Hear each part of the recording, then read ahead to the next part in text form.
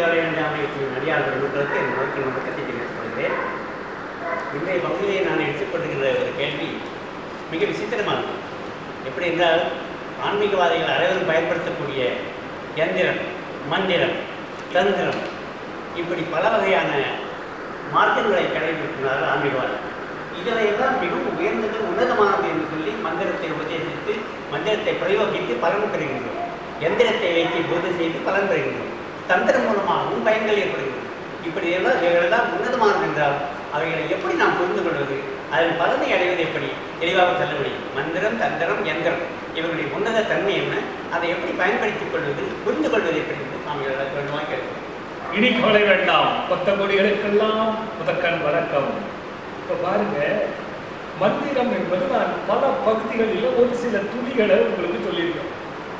ஒரு மனிதனுடைய உயிர் மூச்சுக்கள் எப்பொழுதுமே பலப்பட்டு இருப்பது என்பதற்காக, இருக்க வேண்டும் என்பதற்காக மந்திரங்கள் என்பதை பாக்களாக வரைந்தது தமிழ் ஞானிகள். வடமொழி சொற்களிலே, வேதங்களிலே மந்திரங்களுக்கு இடைவெளி, பதம், சீர் என்பதை ஏன் வைத்தார்கள் என்றால், எவன் ஒருவன் ஒரு சில மந்திரங்களை, மொத்த மந்திரங்களுக்கு ஒவ்வொரு மாதிரி இருக்கிறது, மந்திரங்களை அனுதினம் வாய்விட்டு ஓடும் பொழுது அவன் தியானத்துக்கு நிகரான பிராணாயாம சக்தியை ஏற்படுத்திக் கொள்ளுகின்றான். தன்னையும் அறியாமல் தானாகவே அது உருவாகும். இதுதான் மந்திரம் படிக்க சொல்றது. இப்ப நம்ம சாதாரணமா ஒரு விஷயத்தை படித்தா நம்ம செய்ய மாட்டோம்.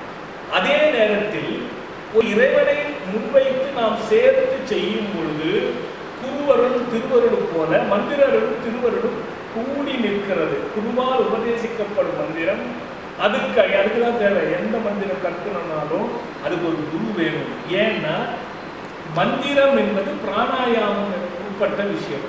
அந்த மந்திரங்கள் பிராணாயாமத்துக்கு உட்பட்ட விஷயங்கள் குருவுக்கு பூர்ணமாக தெரியும். அப்படி குருவின் மூலியமாக உபதேசிக்கின்ற மந்திரத்தை யார் ஒருவர் வாய் விட்டு செய்கின்றோமோ, பாடுகின்றோமோ, பேசுகின்றோமோ, சொல்கின்றோமோ, அவர்கள் மூச்சு பயிற்சி செய்து தன் ஆயுளை நீட்டித்துக் கொள்ளக்கூடிய அற்புதமான பிராணாயாம சக்தி, மூச்சை நிறுவ வைத்துக் கொள்ளுகின்ற சக்தி ஏற்பட்டு நம்மை பாதுகாக்கின்றது என்பது முதன்மை விஷயம். இறைவனோடு சேர்ந்த அந்த மந்திரங்கள் ஒலிக்கும் பொழுது நம் அகத்தினால் செய்யக்கூடிய பாவங்கள் அகல்வதற்கான வழி, அகசுத்தத்திற்கான வழி அதனும் இருக்கிறது. உதாரணமாக பாம்பன் சுவாமிகள் அண்டமாய் அவனியாகி அறிவுடா பொருளராகி தொண்டர்கள் குருமாகி துகளரும் தெய்வமாகி எட்டிசை போற்ற நின்ற எண்ணருள் ஈசனான திறல் சரவணத்தால் தினமும் மேல் சரசை காக்கே என்று ஒரு பாடலை சொல்லியிருக்கிறார். என்ன தெரியுமா? அண்டமா ஆ இன் ட மா இ, இதுலயே பிராணாயாமம், மூச்சு பயிற்சி. அண்டமா அவனியாகி ஆ வ நீ யா இ, இதுக்குள்ளும் உடம்புக்குள்ள இருக்கக்கூடிய 72 நாடி நரம்புகளுக்குள்ள பதிய வைக்கின்றபடி அந்த பாக்களை பாடும்போது நிச்சயமாக நமக்கு ஒரு தெளிவு பிறக்கும், அறிவு பிறக்கும், பலம் பிறக்கும், நல்ல ஒரு சிந்தனை பிறக்கும். இதெல்லாம் பிறக்க மந்திரம்னு சொன்னாங்க. தந்திரம் எங்க வருகிறது தெரியுமா? தன்னையும் அறியாமல் ஒரு மனிதன் தன் அறிவினுடைய செயலை வெளிப்படுத்த வேண்டும் என்றால் எழுதுகோள் அவசியமாக தேவைப்படுகிறது. எழுதுகோள் இல்லை என்றாலும் வார்த்தையில் சொல்லப்படுகின்ற சொற்கோள் தேவைப்படுகிறது. ஏதோ ஒன்று படிப்பறிவே இல்லாதவன் ஞானியா இருக்கிறார்கள், படிப்பறிவே இல்லாத எப்பேற்பட்ட மகான்களாக இருந்திருக்கிறார்கள். படிப்பறிவுள்ளோரும் அறிந்த பெருமக்களும் தன் அறிவை வெளிப்படுத்த வேண்டும் என்றால் எழுதுகோள் தேவை. இந்த எழுதுகோள் பார்த்தீங்கன்னா ஆள்காட்டி விரல், கை விரல் நாம் இது சேர்த்து எழுதும் பொழுது அது ஒரு தந்திரம். தினமும் நாம் தூங்கும் போது கைகளை மூடி வைத்துக் கொண்டு தூங்குகின்றோம், இதில் ஒரு தந்திரம். அதே போன்று நாம் அன்றாட வேலைகளை கையை விரிக்கிறோம், மூடுகின்றோம், சொடக்குகின்றோம், இதில் ஒரு தந்திரம். இந்த தந்திரத்தை கண்ணுற்ற வேத ஆசிரியர்கள், ஞான புருஷர்கள் என்ன செய்தார்கள்? முத்திரை பாவமாக கொண்டு போனார்கள். இப்போ ஒருத்தருக்கு ரத்த அழுத்தம் இருக்குதுன்னு வச்சுக்கோங்க, இந்த நடுவிரலை உள்ளங்கையில் வைத்துக் கொண்டு மூடி 5 நிமிடம் நாம் இதை அமுட்டிக் கொண்டே இருந்தால் ரத்த அழுத்தம் குறையும். இதுபோல் தன்னையும் அறியாமல் எவ்வளோ நம்ம ஒரு நாளைக்கு செயல் செய்யணும். இதை கண்ணுற்றவர்கள் என்ன பண்றாங்க, முத்திரையாக்குறாங்க. உதாரணத்துக்கு மகர முத்திரை, மச்ச முத்திரை, இதுல எல்லாம் ரகசியம் இருக்கு. இதுதான் தந்திரம் என்று சொல்லப்படுகிறது. ஒரு மனிதன் தன்னை அறியாமல் தினமும் தந்திரம் செய்கின்றான். ஒருவர் என்ன பண்றாங்க, கை மடிச்சு வச்சு தூங்குவான், ஒருத்தர் விரிச்சு தூங்குவாங்க. ஒவ்வொருத்தருக்கும் ஒவ்வொரு விதமான பழக்க வழக்கங்கள் இருக்கும். இந்த தந்திரம் யாருக்கு சரியா இல்லாமல் தவறான பழக்கங்களாக இருக்கிறதோ அவர்களுக்கு சோர்வு நோயும் உடலில் உள்ள நோய்களும் வந்துவிடும். அதனாலதான் குருவை வச்சு அந்த முத்திரைகளை தெரிஞ்சுக்கிறதுக்கு, உதாரணத்துக்கு சின்முத்திரை என்று நாம் சொல்லுவோம். இந்த விரலை வைத்து இப்படி வைத்துக் கொள்வதற்கு அர்த்தம் இருக்கிறது, இதில் தந்திரம் இருக்கிறது. இப்போ நம்ம சிகாய வசித்து என்று சொன்னால் அதில் தந்திரம் இருக்கிறது. இதுவும் ஒரு முத்திரை தான். மூஷ்டிகம் என்ற இதுவும் ஒரு முத்திரை தான். இதில் எல்லாம் ரகசியம் இருக்கிறது.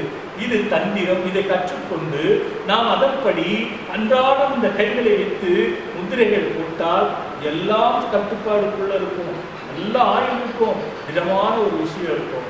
எந்திரத்துக்கு வருவோம் பாருங்க, இயற்கையில பூமியிலே வெற்றி எடுக்கப்படுகின்றதுதான் அனைத்தும். இந்த உலோக சக்திகள் எல்லாம் வருவது அதில் செம்பு என்பது ஒரு மிகப்பெரிய பலனை கொடுக்கக்கூடிய ஒரு விஷயம். ஏனென்றால் பூமியில் செவ்வாயினுடைய ஆதிக்கத்தில் விளைவதுதான் செம்பு. செவ்வாயினுடைய ஆதிக்கத்தில் விளைகின்ற அந்த செம்புக்கு இயற்கையாகவே சுவாச சக்திகள் அதிகமாக இருப்பதினால், எப்படி நம்ம எர்த்து பார்க்கணும், இப்போ நம்ம பூமியில் ஒரு எர்த்து அடிக்கணும்னா செம்பு கம்பி எதை அடிக்கும், எது ஒயர்ல போய் அதிகமா நமக்கு பலனை தருதுன்னா செப்பு கம்பி தான் தருது. அதெல்லாம் நிறைய ரகசியம் இருக்கு. இந்த செப்புக்கு ஒரு திறனான ஞானம் படைத்த அருளாளர்கள் ஒரு சக்கரத்தையோ ஒரு மந்திரத்தையோ தன்னுடைய சுவாச சக்திகளால் மந்திரத்தை வடகல சுவாசம் செய்து, அதே நேரத்தில் தந்திரத்தில் முத்திரைகள் காட்டி, அதே நேரத்தில் தன் கையால் ஏற்படுகின்ற அந்த அறிவின் வெளிப்பாடு, அந்த இழுத்து உள்வாங்கக்கூடிய சக்திகளை உள்வாங்கி பிரதிபலிக்கின்ற சக்திகளை அந்த செப்பு தனித்திலே பதியப்பட்டால் அதற்கு சக்தி இருக்குமா இருக்காதா நீங்களே சொல்லுங்கள். ஆக அது பதித்து எழுதுகின்றவர்கள் தான் முக்கியம் என்பதை மனதில் பதிய வைத்துக் கொள்ள வேண்டும். ஆக மந்திரம் என்பது உயிர், இங்கே பிராணாயாம சக்தி, அதே நேரத்தில் தந்திரம் என்பது நமக்கு உடல் பலம், அது ஒரு பெரும் விளையாட்டு, பெரும் திறனான உடல் பக்குவம் உள்ள ஒரு அற்புதமான விஷயம். அதே போல் எந்திரம் என்பது வரைவதை பொறுத்து, வரைகின்றவர்களை பொறுத்து பிரதிபலிக்கும் என்பதுதான் உண்மை. அதனால இதெல்லாம் இருக்கு, நம்ம ஆராய்ச்சி பண்ண வேண்டாம். நம்பிக்கை உள்ளவர்களுக்கு மந்திர தந்திர எந்திரம், நம்பிக்கை இல்லாதவர்களுக்கு எதுவுமே இல்லை. ஆக இதை நான் சாஸ்திர ரீதியாக உங்களுக்கு வரையறுத்து சொல்லியிருக்கிறேன். ஆகையாலே இந்த மந்திரங்கள் யார் கொடுத்தாலும் அதை ஆய்வு செய்து படியுங்கள். எல்லா தந்திரங்கள் எப்படி முத்திரைகள் வழிபட வேண்டும் என்று தெரிந்து கொள்ளுங்கள். எந்திரங்கள் எவர் செய்து கொடுக்கிறார் என்பதை சிந்தித்து ஆராய்ந்து வைத்து வழிபடுங்கள். நல்லதே நடக்கும். வணக்கம். இந்த 3 விஷயங்களை பற்றி எனக்கு தெளிவுபடுத்துகிறார். ஒன்று, மந்திரம் என்பது நீங்கள் செய்கின்ற ஒரு உடற்பயிற்சியை போன்றது, மூச்சு பயிற்சியை போன்றது. நீங்கள் வாசிக்கின்ற ஒரு பொருள், நீங்கள் எந்த மந்திரத்தை வாசிக்கின்றீர்களோ, எந்த மந்திரத்தை நீங்கள் ஓதுகின்றீர்களோ, அதன் மூலம் உங்களுக்கு நல்ல சுவாசம் ஏற்பட்டு உடல் நலம் திடகாத்திரமாகின்றது. உடல் நலம் திடகாத்திரம் வந்தால் உயிர் திடகாத்திரமாக இருக்கும். உடல் வளர்த்தேனே உயிர் வளர்த்தேனே என்று சொல்லியிருக்கிறார்கள் முதியவர்கள். ஆக உடலை வளர்ப்பதற்கான இந்த மந்திரம் பிராணாயாமத்தை கொடுத்து உடலை தீர்க்கமாக நல்ல சுகமாக வைத்திருந்து உயிருக்கும் நல்ல கனியை கொடுக்கிறது. அதே போல் தந்திரம் என்பதும் அதே மாற்றத்தை தரக்கூடியது. சாதாரண ஒவ்வொரு நாளும் செய்யக்கூடிய காரியம் நல்ல உடல் வளத்தை கொடுப்பதற்கான அசைவுகளை கொண்டிருக்கிறது. அந்த அசைவு முறைப்படுத்தி தெளிவாக ஒன்றன் பின் ஒன்றாக செய்வோமையானால் அதுவே தந்திரமாகின்றது. இப்படி நாம் செய்கின்ற காரியங்களை எல்லாம் நம் உடலுக்கும் உயிருக்கும் உகந்ததாக ஏற்படுத்தி நல்ல பலனை அடைய வேண்டும் என்பதற்காக செய்யப்பட்டிருக்கின்ற மார்க்கங்கள் தான் இந்த மந்திரம், தந்திரம், எந்திரம் என்பவையெல்லாம் என்பதை தெளிவுபடுத்தியிருக்கிறார்கள். முறையாக இனியும் நாம் அந்த மந்திரங்களை ஓதி நல்ல பிராணாயாமம் செய்து தந்திரங்களை கடைபிடித்து நம்முடைய உடற்பயிற்சிகளை முழுமையாக செய்து உடலையும் உயிரையும் வளர்த்து இறைவனத்திலே செய்வதற்கு நல்ல மார்க்கத்தை தெரிவிக்கொள்வோம் என்று கூறிக்கொண்டு விடைபெறுகிறேன். நன்றி, வணக்கம்.